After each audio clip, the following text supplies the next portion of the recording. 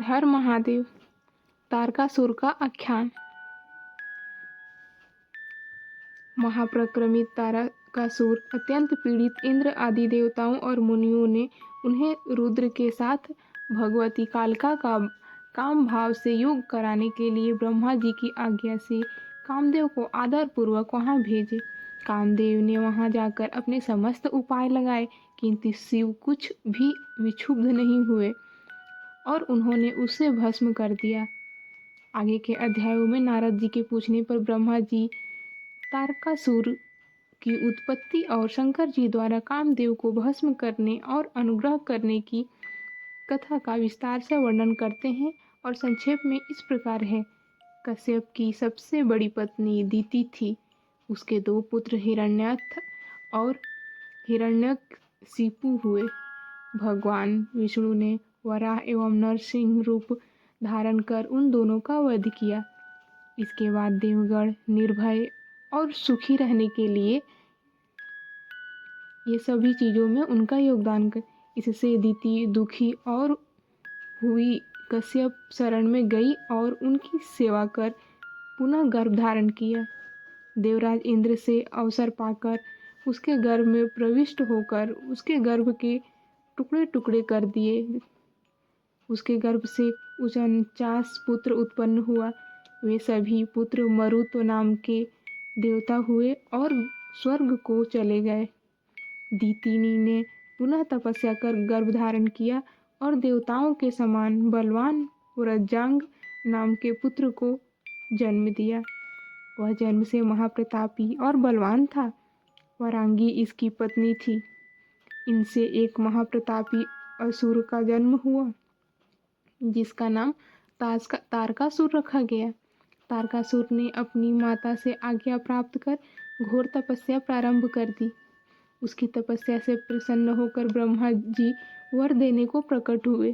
तारकासुर ने ब्रह्मा जी से वर मांगते हुए कहा, हे महाप्रभु, आपके बनाए हुए इस समस्त लोक में कोई भी पुरुष मेरे समान बलवान न हो और शिव जी के वीर्य से उत्पन्न हुआ पुत्र देवताओं का सेनापति बनकर जब मेरे ऊपर अस्त्र प्रहार करे तब मेरी मृत्यु हो। इसके अनंतर वह दुरात्मा असुर तीनों लोकों को अपने अधीन कर स्वयं इंद्र बन बैठा। उससे पीड़ित हुए समस्त इंद्र आदि देवगण अनाथ और अत्यंत व्याकुल होकर ब्रह्मा के पास आए। ब्रह्मा जी से प्रार्थना कर उन्होंने अपना कष्ट सुनाया।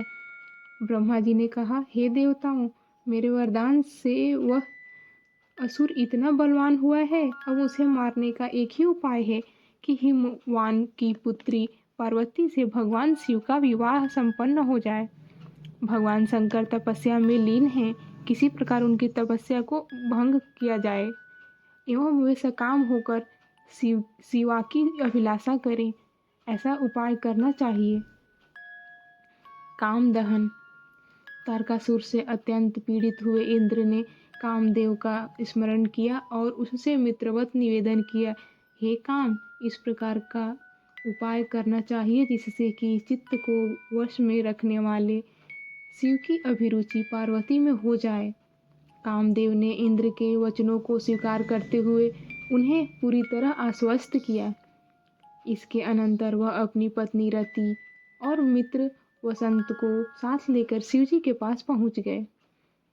कामदेव ने भगवान शंकर पर अपने सभी अमोघ अस्त्रों का प्रयोग किया, किंतु भगवान शिव पर उसके अस्त्रों का कोई प्रभाव नहीं पड़ा और उनके ललाट के मध्य भाग में स्थित तीसरे नेत्र से क्रोधाग्नि प्रकट हुई, जिससे कामदेव जलकर भस्म हो गया। कामदेव के भस्म हो जाने पर रति अत्यंत दुखी होकर विलाप करने लगी। रति का दुख देखकर देवतागण भगवान शिव से अत्यंत कतार होकर उसका दुख दूर करने की प्रार्थना करने लगे। देवताओं की प्रार्थना से प्रसन्न होकर शिव जी ने वरदान देते हुए कहा, रति का शक्तिशाली पति तभी तक अनंग रहेगा जब तक श्री कृष्ण का धरती पर अवतार नहीं हो जाता। श्री कृष्ण के द्वारा रुक्मणी के गर्भ से प्रद्युम्न नाम का पुत्र होगा, वही काम के रूप में रति का पति बनेगा। इस प्रकार कहकर रुद्रदेव अंतर्धान हो गए और सभी देवता भी प्रसन्न हुए। कामदेव को भस्म करके महादेव जी के अंतर्धान हो जाने पर उनके विरह से पार्वती अत्यंत व्याकुल हो गई। उन्हें भी शांति नहीं मिल रही थी। पिता के घर जाकर जब वह अपनी माता से मिली, उस समय पार्वती ने अपना नया जन्म हुआ माना। हर हर महादेव।